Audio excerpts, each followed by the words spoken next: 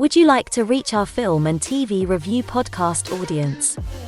Do you have a product or service of interest to film and TV home consumers or followers of the entertainment industry? Have a film or show production to publicize? For affordable price plans for all budgets, get in touch and find out about our introductory advertising options. Reach our audience of film and TV viewers and visit our site contact page at filmandtvreview.com, or you can email us at business@filmandtvreview.com. Reach out today.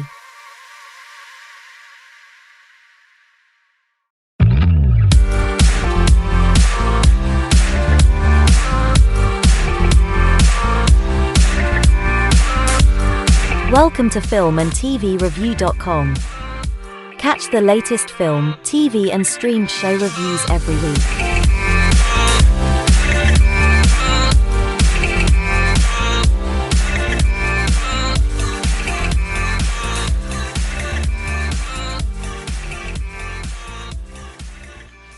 The views and opinions expressed by the authors and those providing comments are theirs alone. They do not reflect the views, opinions or position of filmandtvreview.com or their respective parent companies or affiliates. Filmandtvreview.com makes no representations as to accuracy, completeness, correctness, suitability, or validity of any information in this program and is for entertainment purposes only. Episodes may contain adult humor and language. For full terms and conditions, see filmandtvreview.com.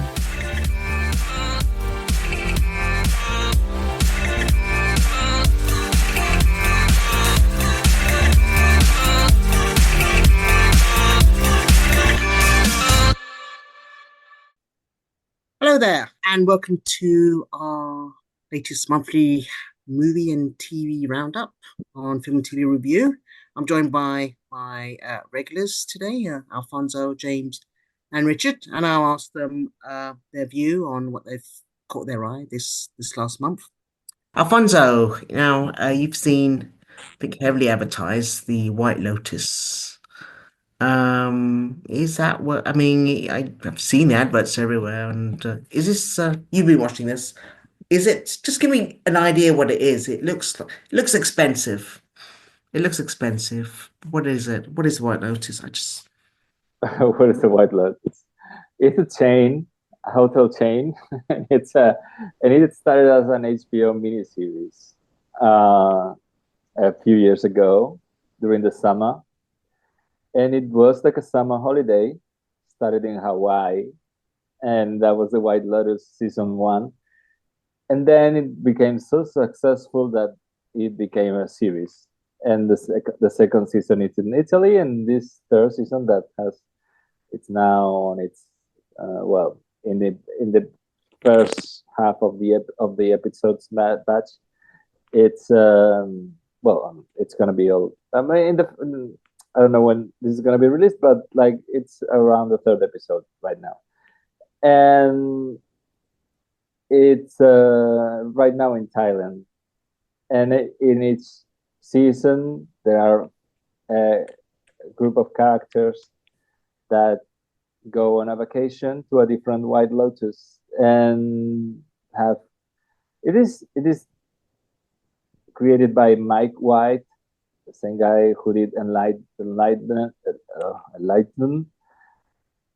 and who also has himself, I think, won the Survivor reality show with his dad, or The Amazing Race with his dad, or he's been in both. Anyway, he's a very good screenwriter, director, creator of the White Lotus miniseries, and it feels like a vacation with a very interesting group of diverse characters in each season. Things go crazy, slowly more crazy towards the end of the season, typically.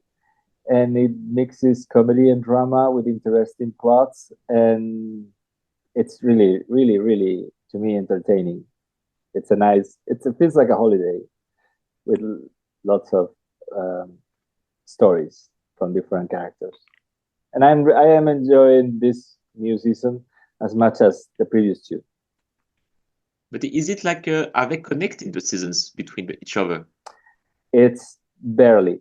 Basically, what the only thing that connects them is the hotel that is a chain, and there's one or two characters that may repeat from one season to another. Okay. But the rest of the characters they have their own stories. They are coming, usually many of them are coming from the UK and the US, basically. Although there are many other international characters. For example, you being from France, Charlotte Le Bon is in this season. Okay, Canadian. Oh, she's Canadian? Okay. Yeah, she's from Quebec. Yeah. No, but she's very famous in France. But Charlotte Le Bon is from Quebec. She's Quebecoise. Oh, okay. Yeah. Well, she's one of she plays one of the characters of this season in Thailand. But there are many characters. Carrie Coon is one of the leading ones, for example. And well, now what was the name of the father of Draco Malfoy? What's the name of that actor? Jason Isaac. Jason Isaacs is in this season, as well. The main bad guy in Fallout, what's the name of? Do you remember? That's more difficult. The bad guy in Fallout. The bad guy in Fallout, the guy. Cowboy, anyway, bounty hunter. Yeah, that guy. I don't remember his name, but he's also Walter something, no? Yeah. And Goggins. Yeah. Walter Goggins. Yeah. And Walter, sorry. So many people like that.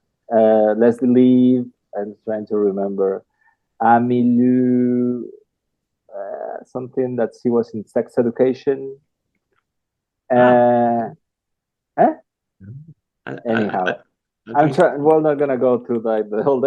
You can go for the cast. Yeah, it's a big cast of the Patrick Schwarzenegger, the son of Arnold Schwarzenegger, and the son of now I'm forgetting everyone's names. Anyway, other son. It's a good series. Anyhow, there's also another nepo baby in that family. playing the I don't think anyhow. It's a good series. Right. Next. A film that was recommended, but I think I've seen it came out about 6 weeks ago. Is Companion, which it's a shame. It's a shame that James is no longer with us. James is the one who harassed us all to see this, and me specifically, and I'm still wondering why. But anyway, but the Companion. Yeah. By the way, can you start, Jason, talking about this movie? Because after watching it, I tried to understand, is there a British reference that I didn't understand? Because apparently you are the one who has to see it, to be honest. Yes. Well, okay. Well, I'll try to figure it out as we go myself, because I did finally see it. And so Companion, which is actually still in some cinemas, actually, I think, at least a week ago, is I guess a sci-fi tale about, I guess, companions and AI, and I guess kind of like companion dolls and AI. Now it's built up like a twist, but I kind of did spot it at the beginning. But it's kind of a sci-fi horror comedy almost, as in and that's what it is. It's basically it reminded me of almost, it was a sequel to a film Alex Garland did, which was Ex Machina. Ex Machina, yeah. Which was basically getting to a close facsimile of a person or human, but it's an actual robot. So, so this film is kind of like a comedy, and I suppose it's when maybe the machine itself becomes involved in some kind of like an intricate murder plot thing, and it's kind of like fighting for its survival. But it's basically, it's like a short story almost. Now, you all saw this. Did you spot the the twist coming? Because I kind of did kind of spot it quite quickly. I knew. Which twists? Which twists? Well, which that's a good question. Which Yeah, there's twist? plenty I of don't them. think There's it was a several. There's twist. several. But go ahead. So sorry, Andrew, I cut you. So go ahead. Yeah, no, I think like the main one I already knew going in because I guess that was spoiled by one of the trailers. So I guess that's a Yeah. problem with certain trailers that they give away too much, but that's a whole other topic. So I guess avoid that particular trailer and just watch the teaser. Agree. That's what I would recommend. But I think it's one of these films where the less you know, the better, because it's sort of like you just watch it and what happens kind of Yeah. reveals itself to you bit by bit. And you think it's going to be one thing, and then it winds up being something else. And the more that you watch, the more it's sort of like, oh, okay, I didn't necessarily expect that coming, because it starts out in the beginning one way, and you think you're watching like if you don't know anything else and you start watching and you think you're watching some kind of like romantic drama or something, and then it starts going, okay, that's not what I expected, and then expected to take this turn, and then this genre or that genre, or even a certain subgenre. Certain things that I just don't. I know you've already touched on it, but I guess I don't want to mention. But I'll just say that it's yeah, Sophie Thatcher does a really good job in the film, and you've seen her in other things. I mean, you could go on her IMDb, Wikipedia, and find out what else she's done. She's done other stuff, to be sure, and will be about to do other stuff, I imagine. But here, yeah, she does a good job. Jack Quaid does a good job, supporting cast. Um, but yeah, and it's a shame that the film hasn't done better business. It just seems like it did okayish maybe opening weekend, then just kind of disappeared from a lot of cinemas after that. So I don't know if maybe that's why James is promoting it or whatever, but it's just a film that you wish had done better business, especially with so many other cinemas. I'm not going to go too off topic because I there's a little bit close to home about cinemas not doing too well, and this seems like an example of that, like a film that could have been doing good business and brought people to the cinemas, and that hasn't really happened. So, but anyway, getting back to this film, yeah, I liked it. I think to kind of shoehorn it as it's just horror, just to this, it doesn't really do this film kind of justice because there's so many different genres going on. But yeah, and I hope that maybe people catch it on streaming or whatever. Maybe it becomes a cult hit, whatever. But it's always a possibility. But yeah, no, I definitely liked it. So Yeah. So currently, is the strongest element is that it's a strong dark comedy vein going through it, or it's it's not Poe faced and serious. It's kind of like there's a lot of comedic elements going through that, and so I mean, We always talk about what scares me in a movie, because I always say that I hate horror movies. For mm, example, that kind of movie, I'm completely fine with it. yeah, Because obviously, because the comedy part, let's say, takes over yeah, the horror element. So yeah, for me it was a comedy for sure. It was just people killing each other every 5 minutes, but it was just funny to be honest at some point. yeah. Right. Well, touching upon films that may have not done well this season, I guess we could touch upon the big return to the screen of the Marvel franchise for this year was Captain America 4, I guess. This was, of course, a changing of the guard of the Captain America to the Falcon, or taking on the lead. You all saw the Captain America. Were you expecting any good things? I mean, this was a very expensive movie. I mean, rumored reshoots and so forth.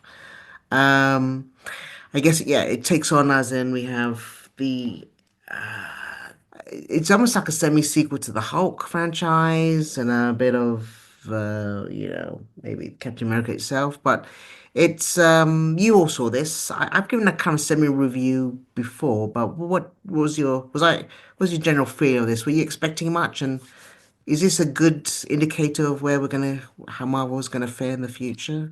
Well, if it's an indicator of how Marvel is going to be in the future, we are in trouble. I don't know.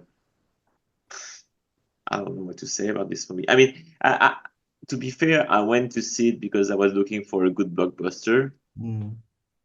I didn't get one, but I was extremely optimistic. I was thinking, okay, I like Anthony Mackie, and I was completely fine with the TV show, The Falcon and the Winter Soldier. It's one of the few good MCU TV show, in my opinion.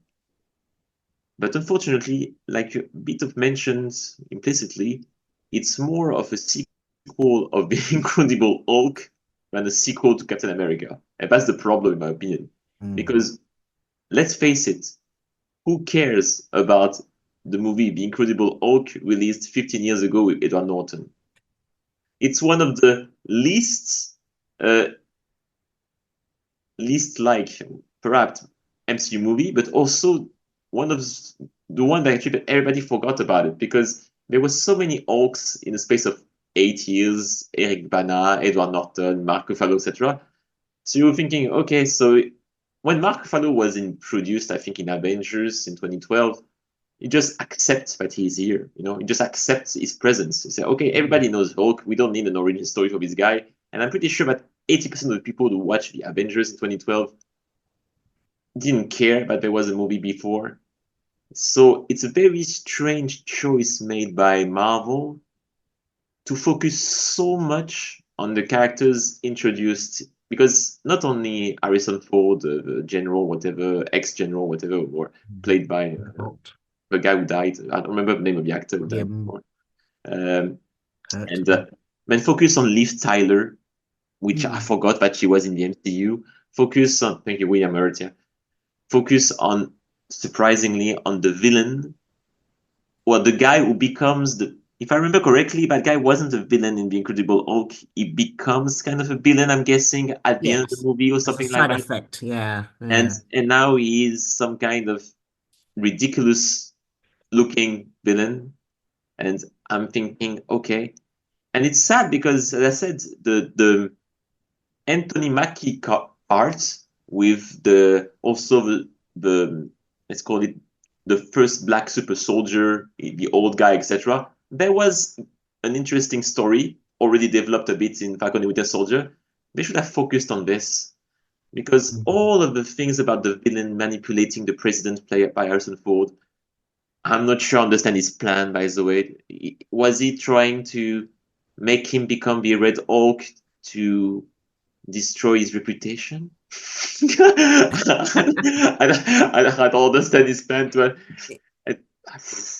It seems like long revenge motives mixed in with some political ambition by the president there, played by, and this kind of like big landmass grab for a celestial, which no one had mentioned before until now. We're just mentioning that's now. the only thing I was happy about, because I'm the only one who like Eternal in this world. So yeah. Yeah, and that was the thing with the recent season of What If, is that it seemed like they were referring back to the Eternals, which it's like, oh yeah, you remember that this film happened. It exists. Do you remember there's a landmass of 1/4 the Earth sticking out there? Can we talk about that? Yes. Yeah. Yeah. But it's very, very mixed kind of direction. You kind of like it hasn't. It's just filling in the blanks. I mean, you had Liv Tyler come in there, but she didn't do anything. I mean, you think, oh, okay, maybe she's gonna calm down her father, Thunderbolt Ross, who's turning into the Green Hulk. Most of what we saw was in that trailer, that whole story. Yeah. And then, but yeah, that's what spoiled it. Sorry, go ahead, Andrew. Yeah, no, they spoiled the film because, as I was saying about trailers spoiling movies, and Ryan George mentioned this in his video, is that the whole thing with Red Hulk is supposed to be a spoiler. It's supposed to be like the big reveal of the film. It's like, why is the leader, why is Stern, or whatever his name is, why is he doing all this? His big plot, big thing is to, I guess, get President Ross to Hulk out, to be embarrassment, to do whatever. That's his whole big thing, and it's supposed to be a big reveal. that you don't find out till like the very end of the film, and yet it's like central in the marketing, the trailer, and the poster, and everything. It's like, okay, we were supposed to know about this going in because it's central. Why did the trailer do that? Why do they do that? You know, it's That's true. I don't know. But yeah. It's just that I think they didn't know what they were selling with this movie, perhaps. In a way that actually, is it gonna be like a huge blockbuster dumb with a big monster fighting Captain America, or is it gonna be a political thriller? And it's like most of the time they didn't know what they were doing. It's like they didn't know which one of the two storylines they want to develop, and in the end, none of them were developed, in my opinion. So I don't know. Yeah, I mean, it's not a political thriller. I mean, maybe they marketed it like the Winter Soldier and thought people would get that way, but it's not a political thriller. It's more of an action film that just happens to involve the president. So,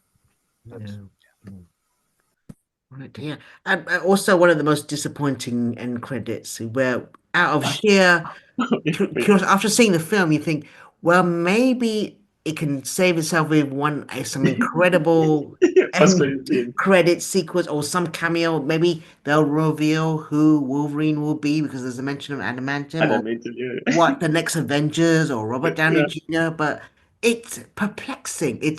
And we got what we deserve basically, because it's mostly to save any members of the audience who decided to watch this, but it's you just get the main character saying there'll be others possibly, and then it just stops at that, which you think other worlds will there are other worlds somewhere or something like that. Okay. There are other movies, did you know? Thank you. Well, I think we got what we deserve as an audience, because I was one of the few who did wait. I honestly, well, back to your first question, and we're gonna end on this because about the future of the MCU after watching this, I'm extremely worried, because in a year from now, or in a year and 2 months from now, there's supposed to be a big Avengers event happening.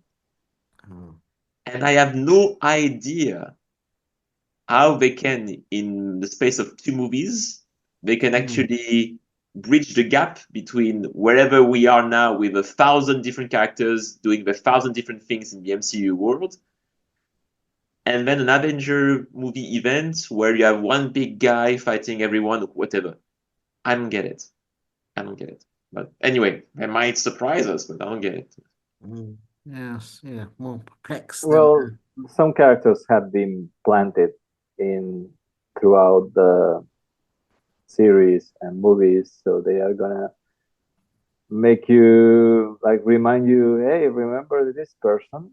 So, yeah, but they are in this big Avengers film, all the new Avengers, all the new generation, 1 per series, 2 or 3. I think they've just got to start releasing films which are just purely tutorials on, well, we're going to go for the history of what's happened before, and then there's an exam at the end or something, because it's a strange. I mean, if they want to reboot or restart, and then I don't know, it seems very mixed direction in this movie. But anyway, we'll see. Right, next, Richard, you did see a few other films I just got to mention before we get on to Andrew. No, September the 5th. I can talk about all movies together, because I'm thinking there is actually a link between the movies, and I can sum up actually these 3 movies that I can see listed here. So what I mean is there is a link, an interesting link actually. So yes, by the way, I just realized something. Yeah, so one of the 3 movies I want to talk about is September 5, but I just realized that September 5. Where was September 5 at the Oscars?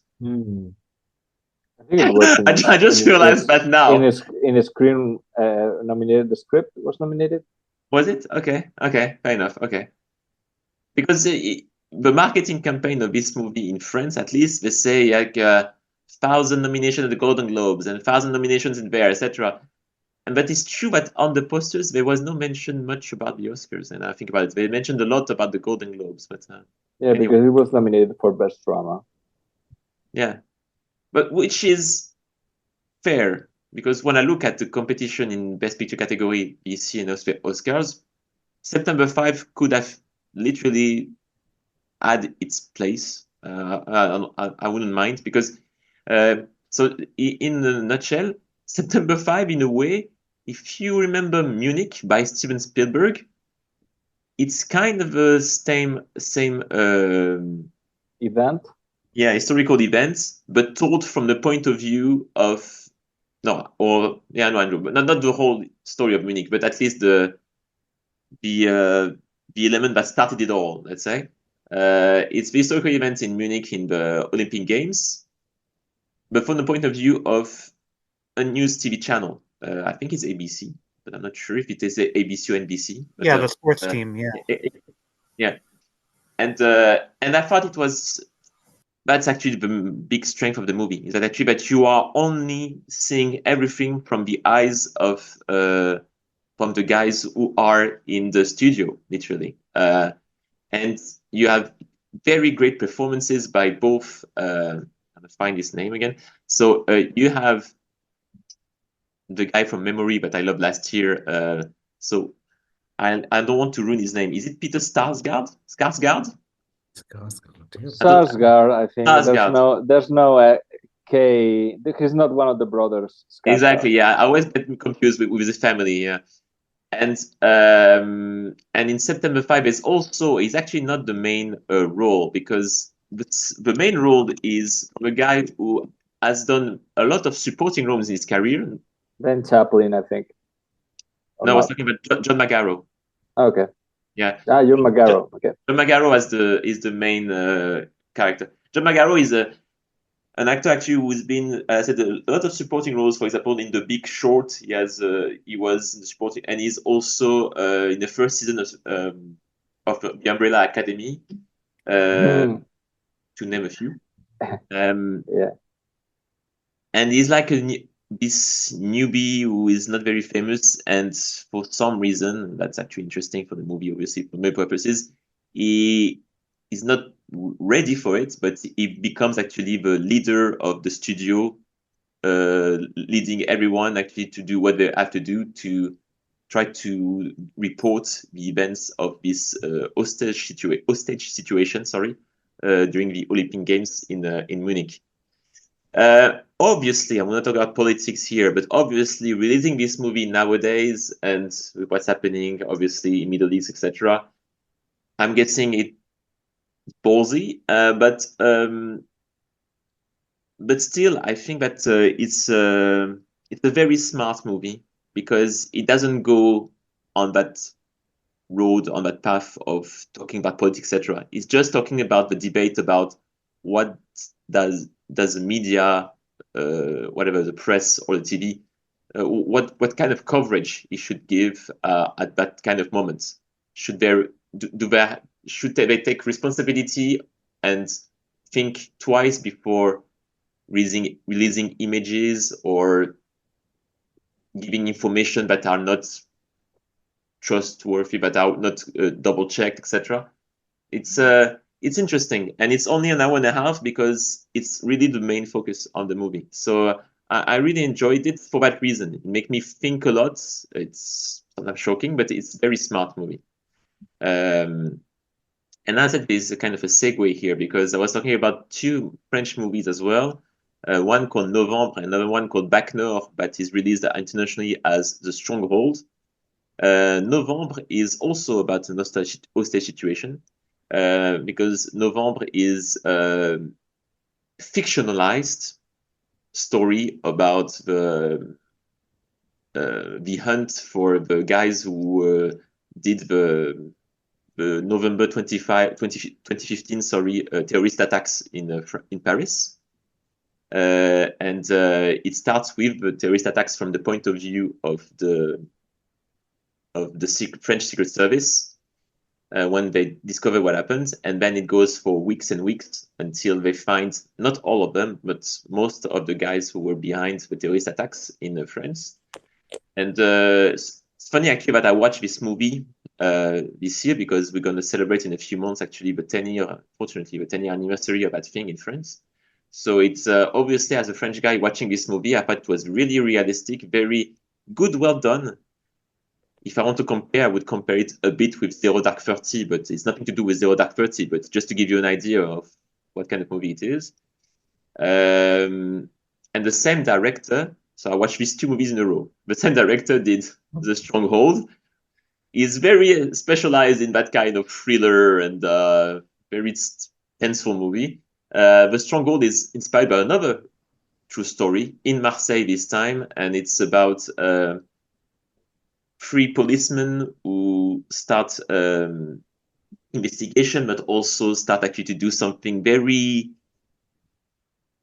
borderline legal to take on I call this a drug French cartel in Marseille. Fortunately, Marseille became famous for the drug deals, and and it's a true story because it goes deeper, and you have some really great performances, especially by someone called Gilles Lelouch. Gilles Lelouch is an amazing actor who has become a director, and by the way, Alfonso, the star of Bac Nord, is the director of L'Amour Ouf. Yeah, I know. Yeah. So he's a very talented guy actually in France, and deserves what he's getting now. So that's my my take on this. Thanks, Richard. Right, Andrew. Go to you next. You've clearly some features that we actually didn't get a chance to cover last time. I want to actually just start with your quick review of Bridget Jones 4, which even though I'm in England, I haven't seen it, although it's part of our culture, as it were. Bridget Jones 4. I heard that's pretty. This is kind of a long-standing sequel to obviously the previous Bridget Jones entries. I think this is maybe at a different part of her life. I think maybe it's hinted in the trailers that this is her on the look for maybe love again after the passing of Mr. Darcy almost. So Bridget Jones, is it as good as some people are saying? You've got the old cast. You've got, I think, Richard. We see, Zellweger coming back in the role. I think after 20 years or something like that. I don't know, but and Hugh Grant's back as well. But Yeah, they have some familiar faces, I guess, if you want to use that, performers from the franchise, like her and her friends, who you saw in like some of the earlier films, like Shirley Henderson and some of them, and then some people from, I guess, the previous film, and then without giving away too much, I'll just say during the closing credits, you see clips from the earlier films, a lot from the first film, Bridget Jones' Diary, and then some from the other films, like I guess The Edge of Reason and Bridget Jones' Baby, I guess is the third film. It doesn't necessarily follow the way the novels were, but I mean, that's how the films are. So anyway, I guess this fourth film is Bridget Jones, Mad About the Boy. Without going too much, I'll just say it didn't get a cinematic release in the US, I guess, because the third film didn't do so well here. So I guess to be safe, I'm not going to go into the cinema, how that's doing, but it went direct to streaming, and it wasn't on one of the more popular streamers. It was on Peacock, at least popular compared to Netflix, Amazon, all them. So anyway, it's only on streaming here, but yeah, it's a decent enough film. It's been a while since I've seen the other films, and unlike other franchises where I kind of did a rewatch of all the other ones, I kind of just went with this and went with my own memory of what happened in the earlier films, and they kind of touch on what happened earlier. It's kind of a tougher watch, I guess, in the sense that Mark Darcy, that character, has passed away. You do see bits of Colin Firth, I guess, where she imagines him. Yeah, and then you have the tough thing where she's trying to get past him passing away and trying to move on with her life, her and her 2 kids. And you see how they're trying to take their father passing away and her dealing with her husband passing away. So it's not just about her romantic life. I guess that's a big difference, is that in the past it's been about how is she dealing with her romantic, that part of her life. And here it's trying to dealing with her kids and dealing with her career, as well as the romantic, that aspect of her life. So yeah, it makes it stand out a bit more than the other films where it's like, oh, how's the romantic, how's the romance? Yeah, that's a big part of the film, and that's what people associate with this franchise. But it's not just that; it's kind of a look at her whole life, not just the romance. So yeah, you have her being with a much younger man. And then there's that, and then there's some new characters. I guess she's in a new workplace environment, and then there's a new character who's played by Chiwetel Ejiofor, who's a teacher at her school. We kind of get a sense with this character with that, but I'll just say it's a little bit more unique with this film in that you get a much more well-rounded look at her life than just the romance part of it. So Yeah, it had this bit more. Yeah, I had popular.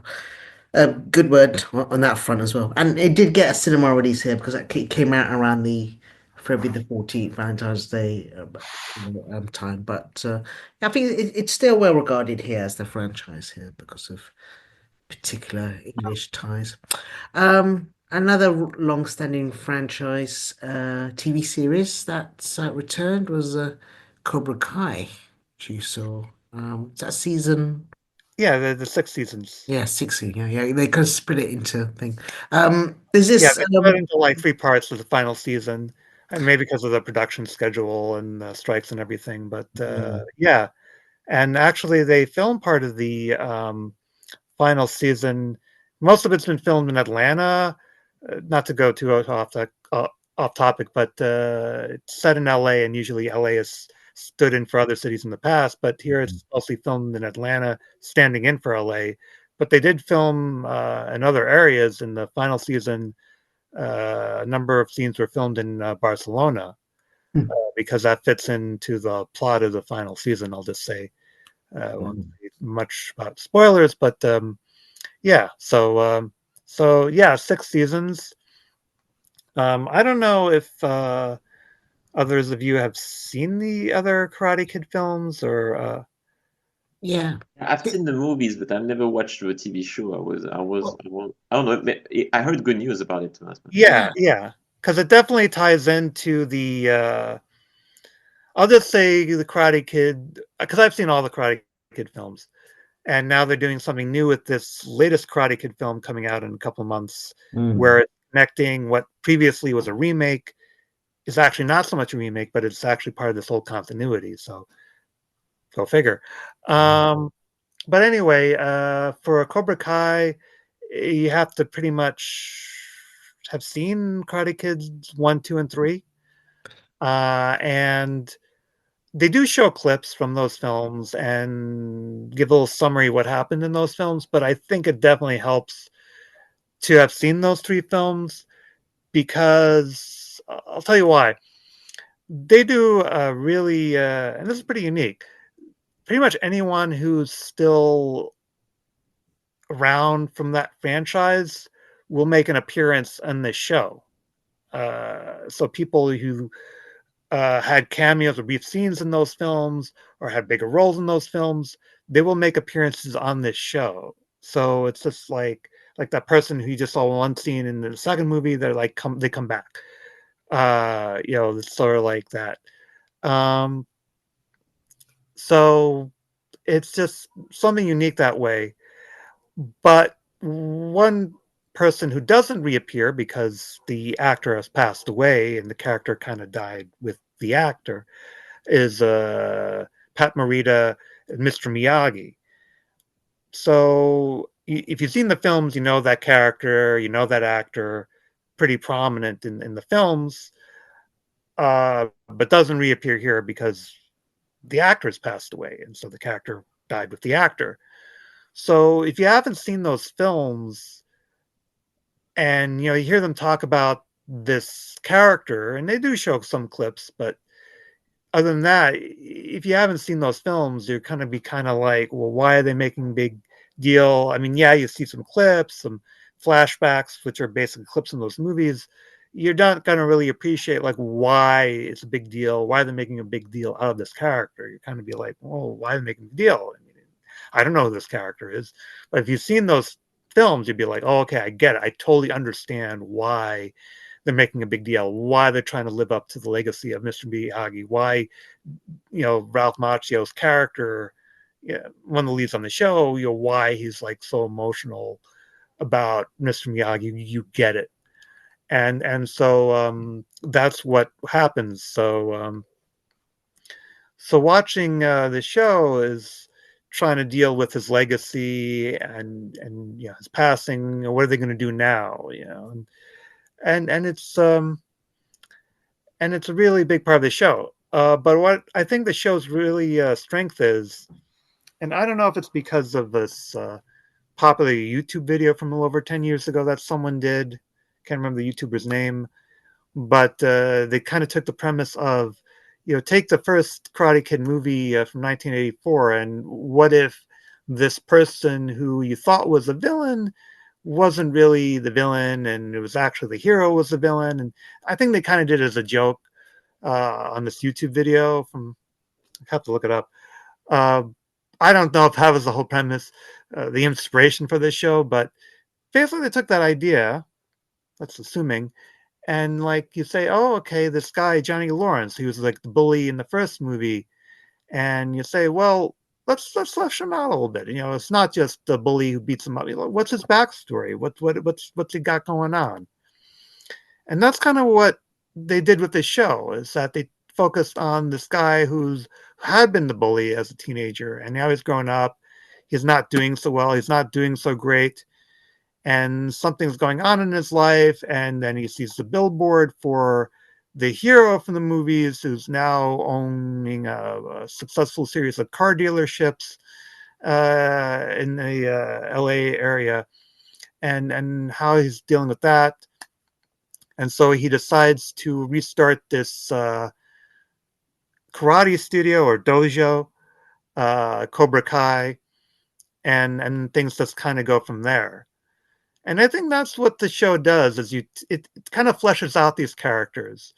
At the same time, it doesn't give them an excuse to do bad things. I mean, at one point in the show, someone says, everyone's got a sob story. But it doesn't give you an excuse to do bad things. But at the same time, it fleshes people out. It doesn't just make them one-dimensional, like, oh, like, wow, I'm the villain. You get to know them. Another villain from the films, John Kreese, he was the sensei, the instructor at this karate studio. If you've seen the earlier films, you probably get an idea if who I'm talking about. He's played by actor Martin Kove. So you flesh out his story. You get an idea of what went on before the films even started, stuff going back to the 60s. And then you realize that stuff that went down in the 60s has impact not just in the 80s films, but even going on into the new millennium, like on this show. So it just makes it go, well, if things had happened differently in the 60s, then it could have affected things decades later. So yeah, it's definitely a lot going on, and it kind of makes you appreciate the films even more. And one other thing I did want to mention is that of the original trilogy, or the Russo trilogy, I guess you want to call it 1, 2, 3. That's what people call it. So Karate Kid 3 is seen as like the weakest film in the trilogy, and but what this series does is it takes Karate Kid 3 and it makes you appreciate it. I guess it's an analogy would be with the Spider-Man films, where the most recent one, where you appreciate the Andrew Garfield ones more, or his performance. So here it takes characters that are only in that third film, and they have them on Cobra Kai, and you're kind of like, oh, okay, I get them more, I appreciate them more. And like there was a character named Terry Silver who's only in the third film, and people didn't like him so much. He just kind of like, he's kind of like John Kreese, but not as good, whatever. But here he's like, oh, okay, yeah, I get him more. I appreciate him more.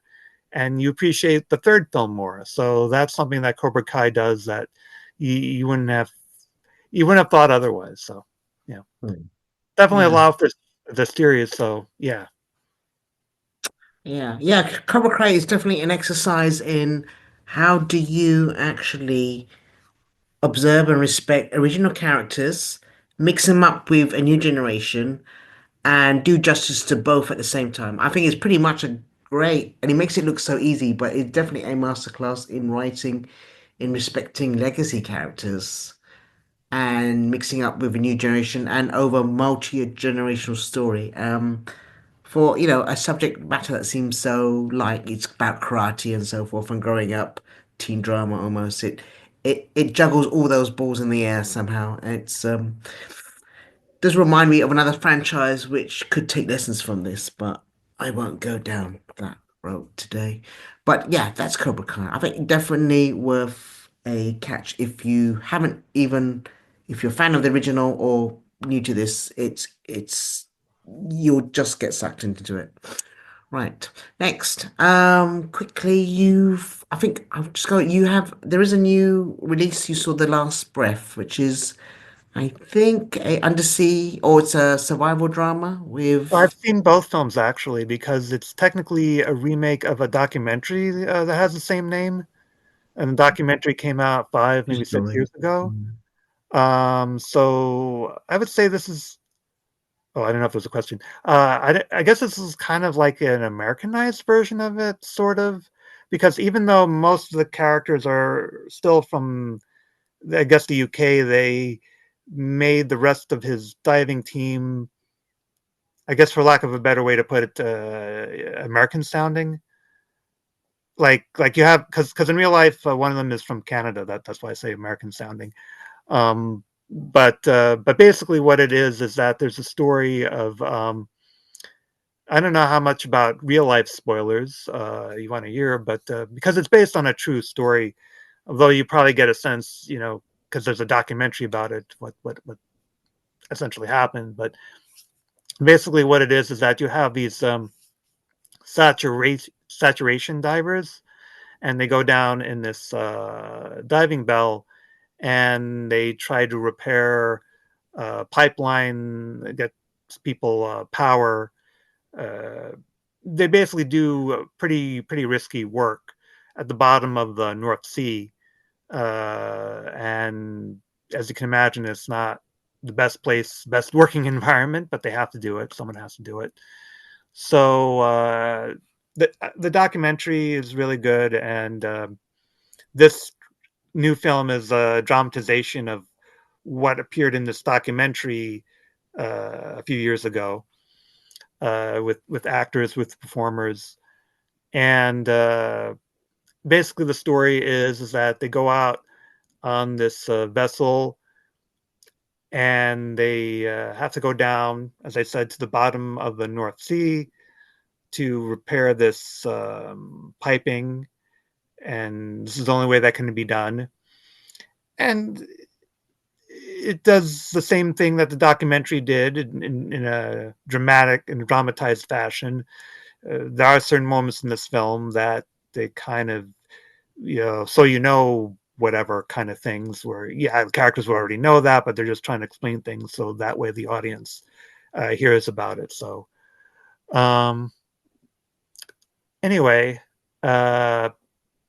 so they go out on this boat, on this vessel, and they go into the whole detail of trying to acclimate themselves to the pressure. They go in these uh,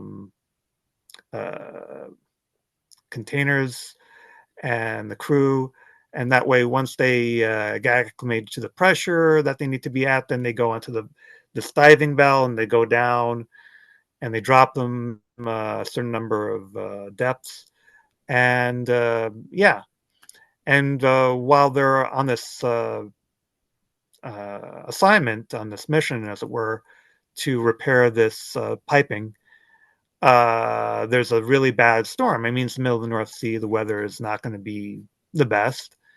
But something happens, and then the vessel, the ship that they're attached to, because they have to be attached to this ship the whole time, otherwise they'll get lost at sea, so to speak.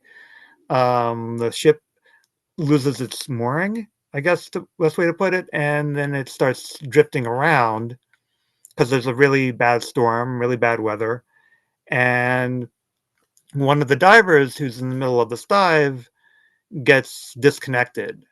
And so the rest of the film is kind of like, what's going to happen to this diver? Are they going to get rescued? What's going to happen? And you get really worried. As I said, it's based on a true story. You could probably guess where things are going to happen. But just to see it play out, and the idea that this is something that happens for real, that people have to do this so people can have their lights on and enjoy the things that they enjoy, just gives new appreciation for the saturation divers and the work that they do. As I says, being the film is one of the most dangerous jobs in the world, but and also the idea that people are doing this because they genuinely enjoy it too. They generally enjoy going to the bottom of this to do this risky work, but to do this kind of diving. And the idea that they have families, that they have people that appreciate them in ways other than what they do.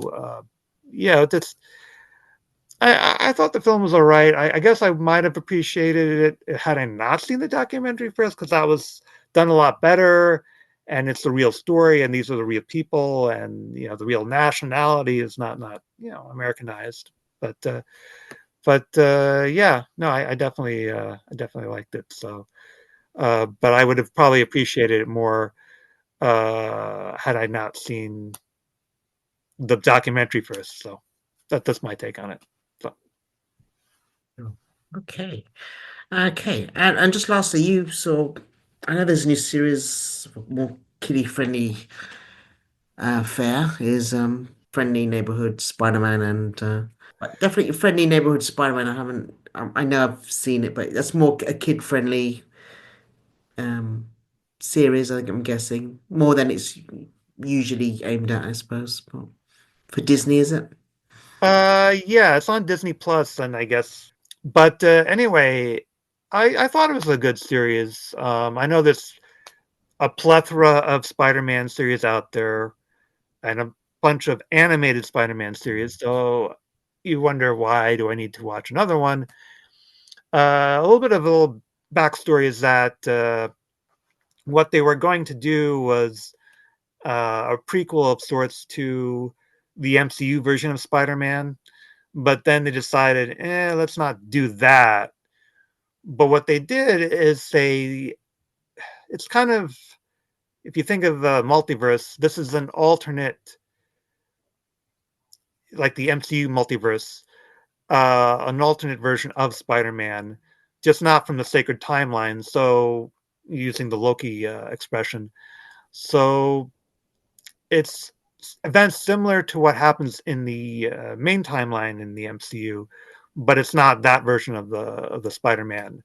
And it's not voiced by Tom Holland. It's voiced by Hudson Thames. I guess he voiced Spider-Man in the What If series.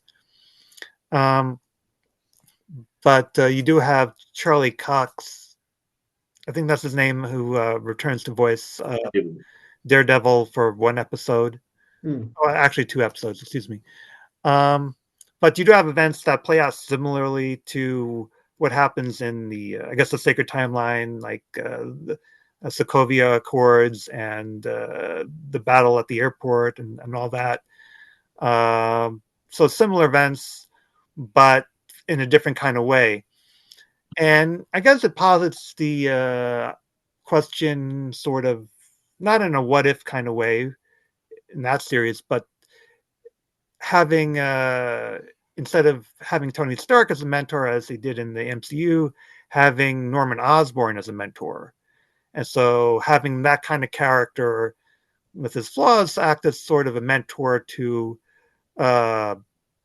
Spider-Man, to Peter Parker, and also having other characters. Instead of having MJ and Ned, you have Nico and Lottie Lincoln and Pearl. If you know the comics, you probably know who these characters are, but these are like the people that are his friends. So it's sort of like, okay, this is something a little different. I haven't seen this before. Maybe somewhere in the comics somewhere. But if you know the comics, you know Lottie Lincoln, you know who that character is. So that's one of his friends. So it's like, okay, this is something a little different. And I will say it's it's a different take on the character than maybe you're used to. So it's not like the usual. You already know his backstory and that. But I guess what's different this time around is Uncle Ben is dead before the events of the series. So it's not like that happens. Like, oh, I didn't save Uncle Ben. That's not part of this continuity because he's already passed away before the events of the show. So that makes what happens with Norman Osborn more like he's kind of like that kind of figure in his life that, there's no Uncle Ben around to, give him advice. So it's kind of like he's getting advice from Norman Osborn. And, you wonder, is that a good thing or a bad thing? But it's kind of like, I say it does more of a unique take on the character than you might expect. I would say it's a pretty good show. And I get if people are a little bit tired of the Marvel and the Disney Plus content, well, do I need to see more of it? That's a whole other thing. I get that. I say this is a pretty good show. And yeah. But anyway, thanks for that, Andrew. Anyway, I think that comes to a close of this month's roundup. Thanks to our regular hosts, Richard, Alfonso, Andrew, and James. Till next time, see you then. We hope you enjoyed this film and TV review.com episode. Catch the latest film and TV reviews, together with regular episode content from the world of film and TV every week. See you soon. Would you like to reach our film and TV review podcast audience? Do you have a product or service of interest to film and TV home consumers or followers of the entertainment industry? Have a film or show production to publicize? For affordable price plans for all budgets, get in touch and find out about our introductory advertising options. Reach our audience of film and TV viewers and visit our site contact page at filmandtvreview.com, or you can email us at business@filmandtvreview.com. Reach out today.